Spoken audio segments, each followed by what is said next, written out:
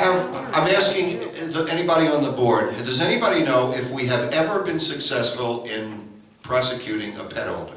I know once we did it, and I know the details, and we were at that time, and we lost. But we lost for a specific reason, with a judge who had a picture of a cat on her bench and didn't recuse himself. But that's not the point. The point is we have never been successful. How many times have we gone to court? I think only once. Yeah, once. The little police dog I would have argued about. I can make a whole case for that police dog that saved senior citizens and was awarded silver stars and stuff like that. Okay, that one I would have allowed personally, but I wasn't on the board. Okay, that's neither here nor there. All right, so I want to hear some suggestions from the board. Anybody? We all knew that pets were going to be discussed. We have a pet problem. One of the things, no, I will open it up when the board's done. Well, you asked if anybody had been prosecuted. Please. On that point, yes. Building 2, on the 5th floor, we had a lady living up there, young lady living up there. She had a cat. Can everybody hear her?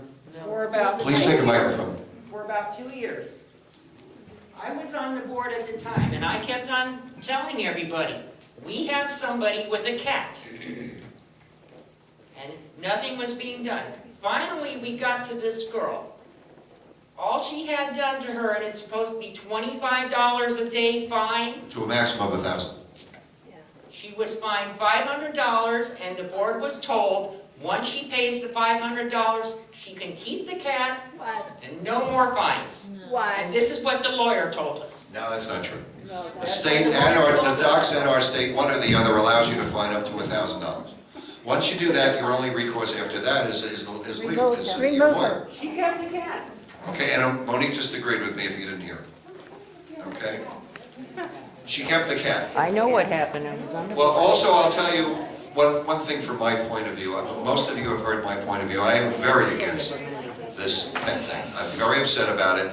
And the reason being is I believe that when you move in somewhere and you're screened and you're told the rules and you sign to that effect and you don't follow the rules, you do not belong in a community that I live in. Anybody Well, I'm talking for myself. Okay, that's number one. Number two, okay, in order to get these cats and dogs to stay here, people are going to doctors and psychologists claiming and getting notes, claiming that to pull the dog or to pull the pet away from the child would be traumatic, and they're getting notes from their doctors. And according to some lawyers that I know, this is a problem, okay? Well, it is my intention to write a letter to those doctors and challenge it, and I will write in that letter in no uncertain terms that they'd better be real sure about their decision here, because I'm going to send it to the state, whoever it is in Tallahassee that regulates doctors. I will not put up with that nonsense. I was going to say something else. That's not acceptable to me. First of all, the reason it's not acceptable, and I should point out that during my childhood there was no period without a pet, up until my parents moved here, okay? But it was allowed, and this community doesn't allow it, okay? So it's not that I'm against pets, I'm pro-rules, okay? And these are the rules that we all agreed on, the original people that moved here agreed on, and these are the rules that everybody in the sound of my voice agreed to obey. And when somebody doesn't keep their word to me, I get very upset. In any case, I will challenge doctor notes. That I intend to do. But is there anything else? Can anybody give me any other information, any way we can fight this pet thing? First of all, nobody's reporting it. By coincidence, there was a pet on the 5th floor of Building 1.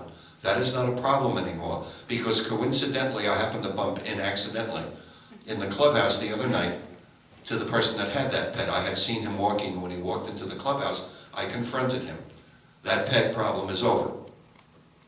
But there are so many other situations that we have to deal with. So does anybody on the board have any information that will help us? Is there any kind of a thing we can do? Send letters out and to please neighbors to report pets. The problem is we don't know the units that the pets are. Once we know the units where the pets are, we warn them, we give them 30 days to get rid of the pet. If they don't pay attention to that, we give them a last warning, and then it goes to the lawyer who has to give them again another 30 days. So a pet could be here longer than some of us before the legality of getting rid of the pet. But the point is, if we don't do anything about it, our streets are going to be filled with dog poo, our garbage dumps are going to be filled with cat litter. And if you don't think that's going to happen, I suggest you take a tour. Flushing it down the toilet.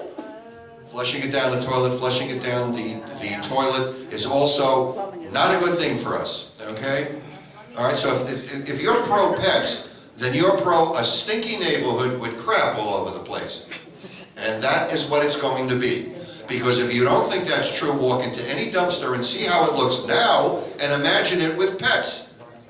We cannot allow pets. The community has voted against pets, and that's that. Now, first the board, then the association. Anybody have anything to say about this on the board? Mike, you reach I in? have no comment. Thank you for letting me know you had no comment. Anybody have anything to say? Nope, I got no comments on it. Association, please. Grace and Walter. Walter has. Come on down. Remember that? I'm open to any suggestions of how we can better, quickly, whatever, more efficiently, get rid of pets. All right, here's my story here. What happens with the pets, when Sheila and I, screen them, we have them sign a document. They sign a document initially. We read it out to them, and we say, now, do you understand what we're saying? No dogs, no cats. A small bird, or something like that, but no dogs or no cats. So they sign their initials, all right?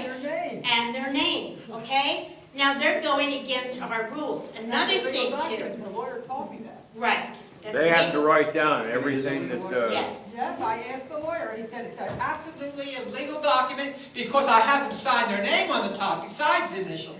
Okay, another thing is to this.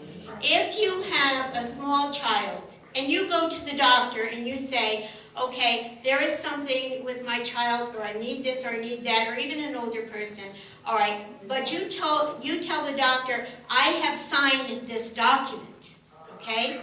Why would a doctor tell you to get a cat or to get a dog when he knows that maybe that cat or dog will have to be taken away from you?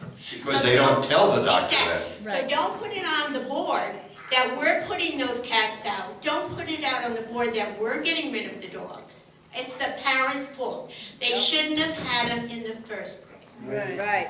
This association, including the board and everybody in it, is not responsible for a trauma that a parent, after knowing that the pet isn't allowed, causes the child to get close with. I am not in sympathy with that. I'm not a mean person.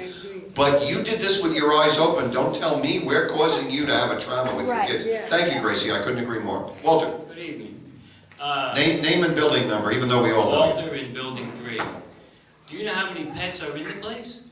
Get rid of them. Well, that's what we're trying to do. Do We're you know how trying many to pets find are in the place? What's your point there? The point is that you signed this paper, people violated, right? The board is bonded. How many rules did the board violate under Section 18? Are you saying because some other thing was Sure. violated that we should allow pets? Is that your point? I'm saying that the board are bonded, and they've violated the Rule 718 over and over and over and over again. Now, we have shoddy work outside. Shoddy work. The electrical work, Right? excuse me? That means you're gonna have a cat, but you have shoddy work out there. No, the fact is that you signed the same agreement. Walter, with all due, I understand your point, I really do, but it will First not hold it's- up in a court of law. One thing has absolutely nothing to do with I the other. believe that- If you have a problem with anybody on the board that is violating the docs or the 718 or any other state law, then please make a complaint. But it's irrelevant as to the point we're discussing. I seen that the board went after the lady with the dog, and they spent, how much money? Too much. $36,000.